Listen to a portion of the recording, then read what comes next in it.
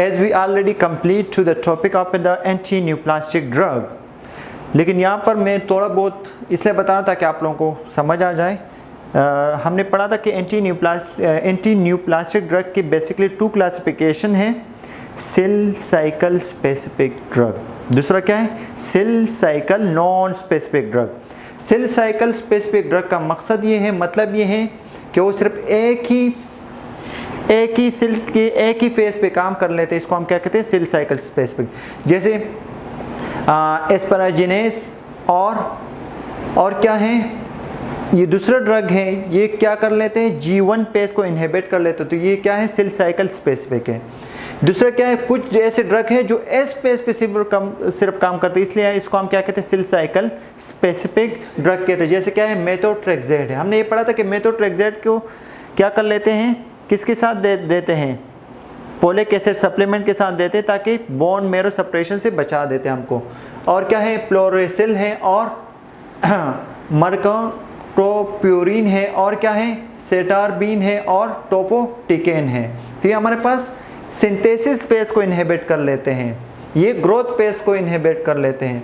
हमारे पास कुछ ऐसे ड्रग है जो G2 पेज से भी काम करते हैं, जिसको हमको प्री माइटोटिक स्टेज भी कहते हैं G2 पेज को, जैसे ब्लूमाइसिन है और वो है एटोपोसाइड है और पैक्लेटेक्सेल है जो G2 पेज को इनहिबिट कर, जब G2 पेज इनहिबिट होगा तो फर्दर साइकिल नहीं चलेगी। इसी तरह कुछ ऐसे ड्रग है जो M पेज पे काम कर लेते हैं, जैसे क्या है विनक्रेस्टिन है और विनब्लास्टिन है। मोस्ट कॉमन ड्रग है जो माइटोसिस पेज को क्या कर लेते हैं इनहिबिट कर लेते हैं।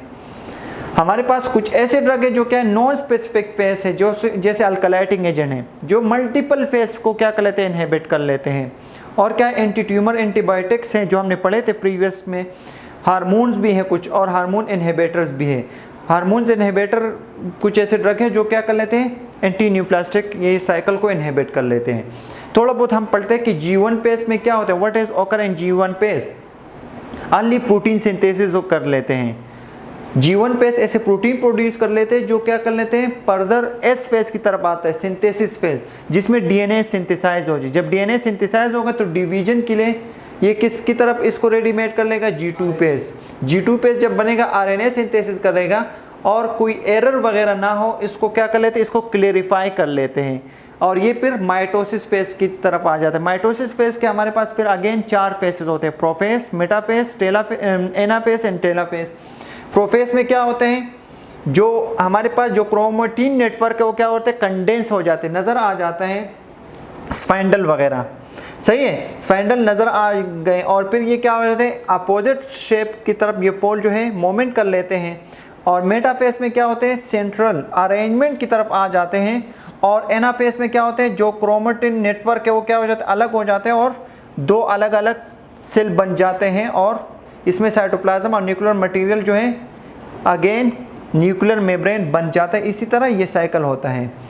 हमने ये पढ़ा था कि कुछ ऐसे ड्रग हैं जो स्पाइंडल को क्या कर लेते हैं इसको इनहिबिट कर लेते हैं। जब ये इनहिबिट होगा तो फिर ये जो क्रोमोसोम है अकेले नहीं होंगे, यानी डिटेचमेंट नहीं हो, जब क्रोमोसोम डिटेच नहीं होंगे ऐसी तरह रहेंगे तो फर्दर डॉटर सेल बनेगी नहीं बनेगी। तो ये शॉर्टकट डिस्क्रिप्शन था against the anti neoplastic drug.